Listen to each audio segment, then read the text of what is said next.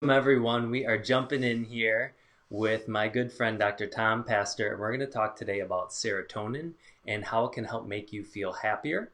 And you might have heard of serotonin as the feel good hormone or the happy hormone. And it's something interesting because I was talking to Dr. Tom the other day about how, in our current landscape with Corona and COVID and extra fear and isolation, how that is actually dropping our serotonin levels. So, what I'm excited for you guys today is not only learn how general rules or things you can do to help boost your serotonin so you feel good, but specific things you can do in today's landscape to really make an impact for yourself and your family. So, welcome, Dr. Tom. Thanks for being here today. Yeah, thanks for having me. Excited to be here. Yeah, I'm excited to have you as well. I'm curious, before we jump in specifically to serotonin, I know you've done a lot of studying around hormones and neurotransmitters and the nervous system.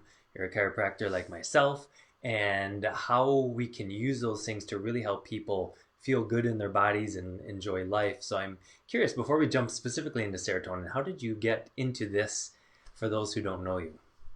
Yeah.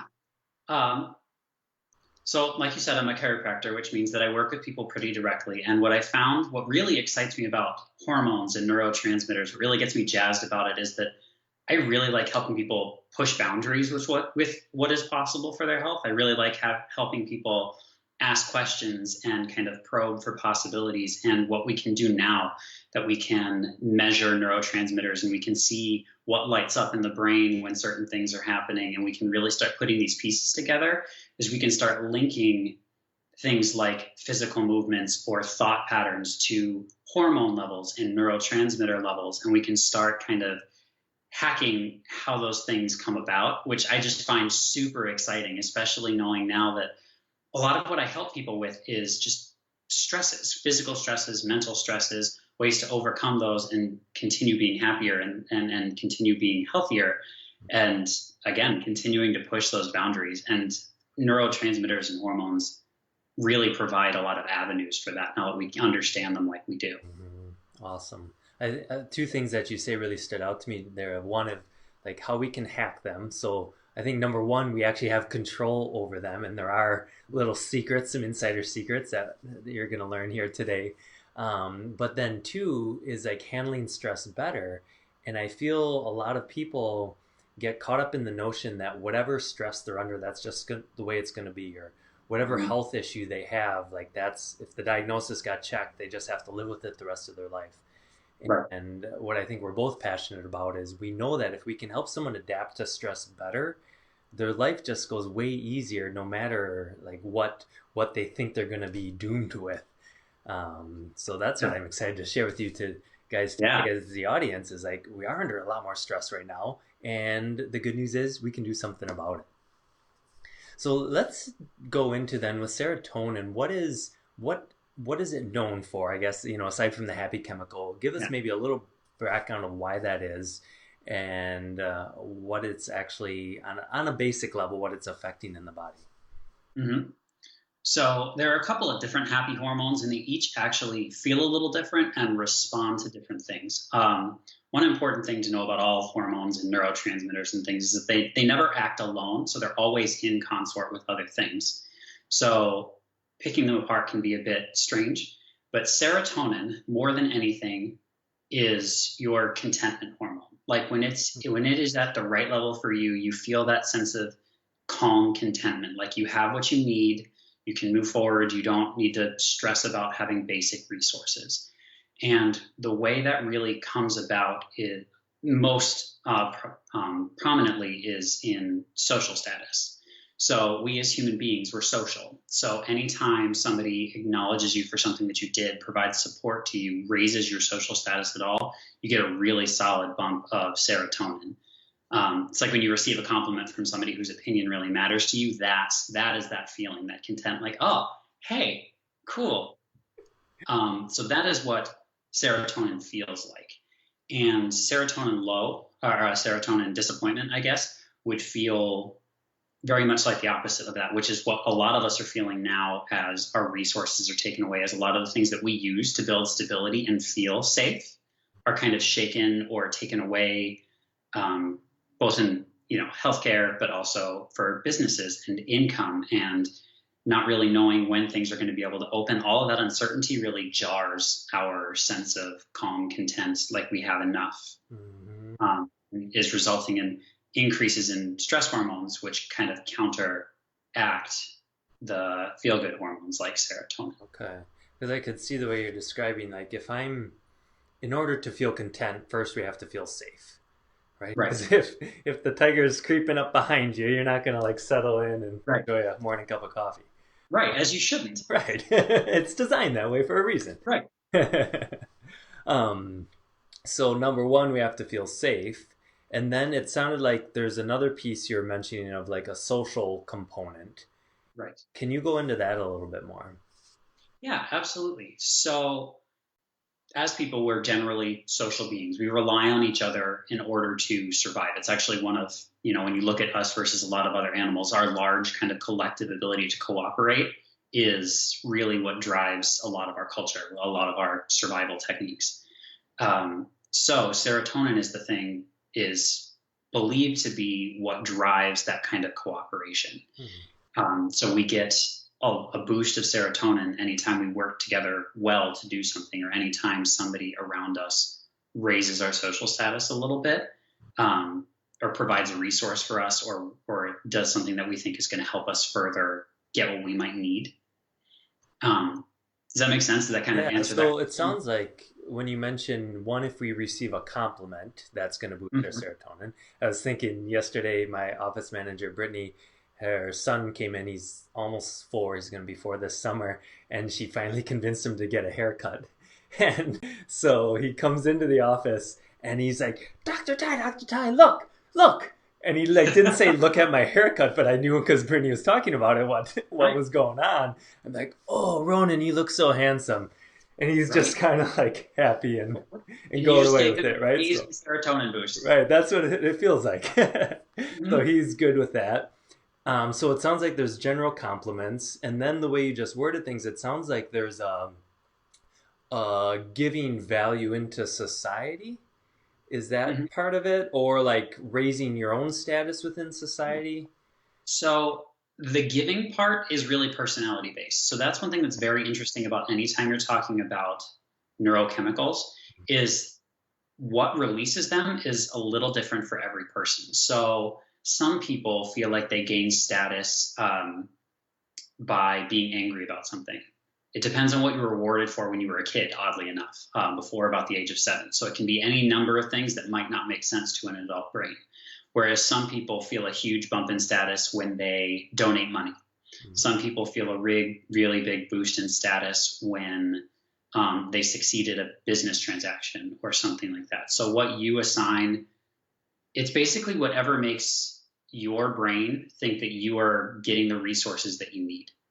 Interesting. So Okay. if that means that, particularly in the case of serotonin, with status, with being, because from a survival standpoint, being high status in your tribe, in your group, is paramount to surviving. Because if you didn't have some level of status, you'd get pushed to the side or ostracized. Ah, that makes sense. So that's where that kind of comes in. So that's kind of the master switch for serotonin anyway. And the other chemicals respond to different things. Okay. Okay. Are there pieces aside from feeling content that serotonin helps you feel, or the feeling that it gives in your body? Yeah. So mentally, that is most of what serotonin does. So serotonin helps you regulate mood, which, I mean, if you really think about the narrative of it, that makes sense. I mean, if you feel like you are content and you have all the resources you need, it makes you less reactive to when something comes at you, when an unexpected time happens, particularly things like COVID. So a lot of people, if you felt like you had all the resources you need, if you had plenty of savings, if your job was secure, then your serotonin is just fine, despite the fact that jobs are being interrupted and there's an illness going around and a lot of people's jobs are threatened. Mhm. You're okay because you have that stockpile of what you need. You have, including of serotonin. Whereas if you didn't have that stockpile and you didn't have that secure feeling, whether it was real or not, if you didn't have that secure feeling, your serotonin is going to tank so that your cortisol can come up, so that your stress hormones can come up and respond to the fact that you're threatened now. Um, maybe you don't have enough money to get you through if there's not a stimulus package. Maybe you're worried about having a job or a business on the other side of this. And that's when, and it's actually perfectly appropriate for your serotonin to drop in those times because you're not supposed to feel good if you're not going to have the resources to make it to the next day. Right. You don't want to create that association, Right, right? exactly. That's what Brittany was saying. She's like, I gave her son Ronan a bazillion compliments because she wants him to learn like how to sit still to get a Yep. haircut. And she Right. wants a positive. It's like, it's good to get your haircut, buddy. So Yeah. creating, and that's so interesting how the brain's wired to create an association with something through these neurochemicals, and that if you're getting a positive neurochemical related to something good, then Right. you want more of that good thing. If you get a positive neurochemical with something bad, now all of a sudden you want more of that bad thing, and Right. it's not really partial, is it? It's just like if it happens at the same time, you associate good, Exactly. and And that's actually an whether it's excellent point to make is exactly that. And that's why it's why some people really struggle with things is that those early associations, a lot of time your most powerful associations, were made before you were 7 years old. I mean, they were made when you had no sense of what was really going on beyond your little family unit cluster thing, and even then couldn't rationally think about it. So if you get a serotonin bump at the same time that you're, I don't know, let's say experiencing pain, let's say you got a really bad cut, but you just got a whole bunch of, like, you did it in the process of seeking something that raised your status a lot, then you're going to start to associate some of that pain, some of the physical pain, with the boost that you got from doing something that raised your status or that made you more safe or more content. mm-hmm, Uh, so those things can often get cross-linked, right. and Would that over be time make a choice to pull them away. But it's what fires together wires together. mm-hmm. Would an example there be when someone says, like, I don't know why I do this, or I know this isn't good for me, but I do it Right. anyway? Hmm. Yes, actually, very much like that because these kind of chemicals, while you can feel their effects, their trigger is usually not conscious. Mm-hmm. I mean, you can obviously do work to build your awareness of what's going on with your body and your mind, which is a huge part of what I talk to people about. And I think you talk to a lot of people, a lot of your patients about this too, where once you can start becoming more aware of what your body's telling you, what signals are coming at you, you can start to build the associations to why. Right. Okay. Cool. So that being in tune with your body is important there. Yes. So Yes. Very much let's so. go in then with a combo then of what does it take to actually start to boost serotonin. So I'd like if you could share some examples of like general principles that are good at any time, and then what maybe ones that are falling specifically into this time of what Yeah. people can do now to start raising the serotonin back up so they can start to feel that contentment, that ease, that happiness again. Right. So the general trend, like I said, with serotonin is to focus on things that make you feel like you have what you need, particularly in the realm of having people around you that you need for good status. So all of these kind of fit within that theme. So the easiest things that you could possibly do are just do something that you're good at. Do something that you're really familiar with. Like if you have been playing piano since you were 10, but it's just a hobby or something like that, then playing piano for a few minutes, playing, especially if somebody else is there and is listening to you, and if you're doing it well, that's an awesome way to boost some serotonin or anything that you're good at. I mean, if it's doodling, if it's drawing, if it's gardening, anything that you're good at that you're familiar with that makes you feel good about yourself, like you know what you're doing, will raise your serotonin a little bit. Another thing you can do, but also relies on someone else, is to practice pride, essentially. So what you can do either at the end of the day or the beginning of the day is just say, you know what, I did this today, and I'm kind of proud of it. And you can say it to your partner, your spouse, and if they're like, oh, that's amazing, let's talk about that. Huge serotonin boost, along with a couple other neurochemicals. But a way you can do it for yourself is do what one of my friends calls witnessing the wins. So it's essentially like doing a short journal entry of um, just wins for the day, things that went well, things that you're proud of, things that um, kind of were good for you or got you something that you needed or something that you were aiming for.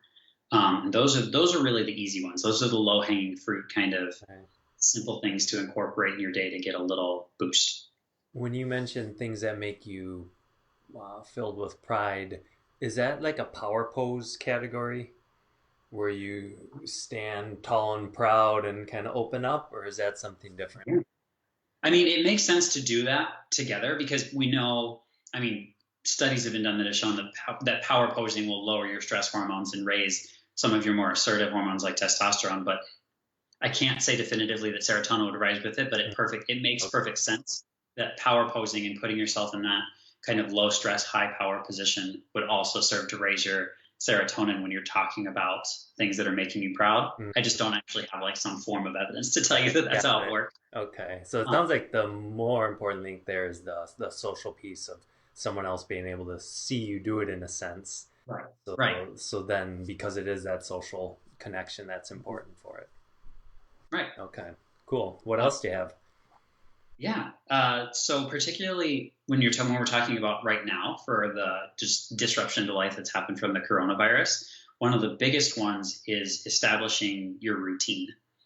Is so like if your normal routine is wake up at 5:30 a.m., get a quick workout, have some breakfast, go to work, then find as many of those elements that you can reproduce and make them happen. So, in particular, like these people who are working from home and are finding it very stressful, that is really thrown off. There are a lot of elements that you can still bring in that you would take to the office. I mean, getting dressed as though you were going to the office, even the way that you will feel different being in work clothes, particularly wearing shoes, which not a lot of us like. I almost never wear shoes in my house, but the process of putting on shoes and feeling like I'm in clothes that I work in rather than clothes that I hang out when I'm relaxing at my house. And if you usually go to the gym over lunch, then go for a walk over lunch or do a couple of push-ups or something like that on your floor.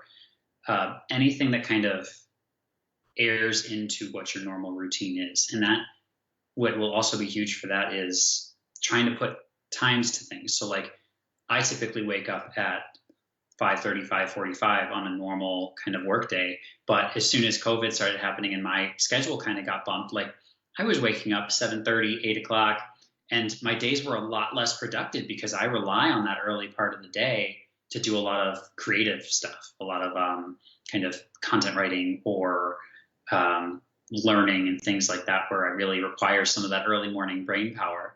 So going back to waking up earlier in the morning has been huge for me to kind of gear back into some of those things that make me feel productive, which for me, huge serotonin boost, feeling productive, feeling like I'm making something, producing something, and kind of getting what I need in return is huge. So routine is one of the big things for this big kind of disruption that's happening now is pull in as many of your things that make you feel safe and organized as possible.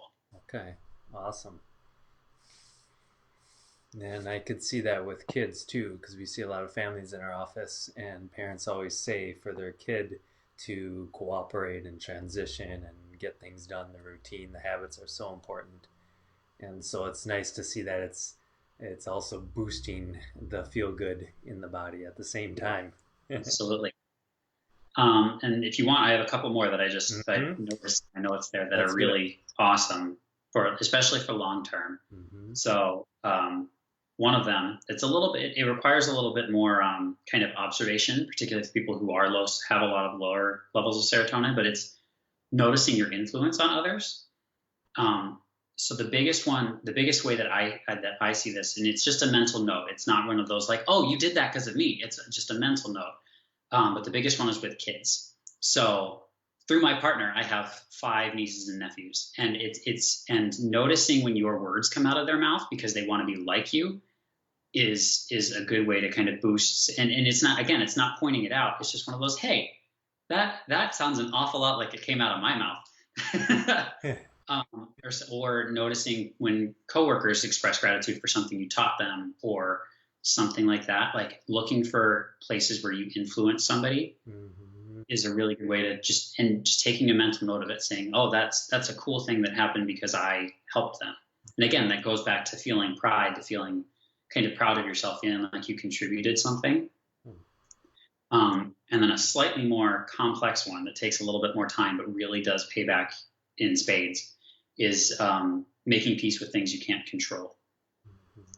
So, like if you are used to following a recipe for everything that you make, like if you're a textbook cook, um, making up a couple of recipes, making a point to make up recipes every time you cook for a few days, or really for neurotransmitters to change over is probably through 30 to 45 days. Okay. Um, but going off script for a while, or if you're so used to being super regimented, then try intentionally to kind of have a time of the day where you don't have anything planned and just kind of let something happen, to kind of build up. And that's more of a resiliency thing. So again, when things like a COVID pandemic comes along and throws off a lot of your habits, your brain is more capable of saying, you know what, I'm okay with Mm. this. Like, I, it's not my ideal way of functioning, but it makes it so that you can still maintain some of that serotonin, still maintain some of that content feeling yeah, without just having your cortisol shoot through the roof. And because that sounds like a lot of the adaptability piece of it if is, you're always in control, means you always have the same situations that you can do. And if all of a sudden the government says no, you can't do that anymore, can't do that if anymore. if you have Mm-hmm. practice with adaptability and new routines, then it's a lot easier to adapt in that situation. Right. Or I think like right now, just the stay at home order being extended. There again, like we have no influence over that. Mm-hmm. Hmm. Cool. All Yeah. right. Well, this has been super helpful, Tom. Thank you so much. Yeah. Yeah, so I think as you recap this, keep in mind that right now we're in a situation where everything's thrown for a loop, and you might have felt sort of disheartened or down or not your normal self. And the way you've described things, Dr. Tom, it's like, oh, it actually makes perfect sense that someone might be feeling that way right now. So if that is your situation, just know that like it's a natural physiological change that happened in your body given the circumstances right now. So it's not like there's something wrong with you or that something happened different in your body. It's just the response to the environment. And then if you can take some of these tips that Dr. Tom shared, you can start to swing back up, even before things, quote, get back to normal. All right. Well, any parting thoughts, Tom? If someone wants to get a hold of you, how should they reach out if they have further questions or they want to touch base with you more? Yeah, the best way to reach me is actually going to be through my website. I am on all the social media, or well, not all of them, Instagram and Facebook. You can reach out through those, but my best way to get in touch with me is going to be email. So it's just Dr. Tom, DRTOM, at drtompastor.com. I usually respond fairly quickly to emails, particularly if they ask a direct question. Or you can visit my website, which again is drtompastor.com. And there's all kinds of links to resources and things on there that you can follow up with. Cool. Awesome. Well, thank you, sir. Thank you, everyone, for Thank you. watching today. And we'll talk to you guys later.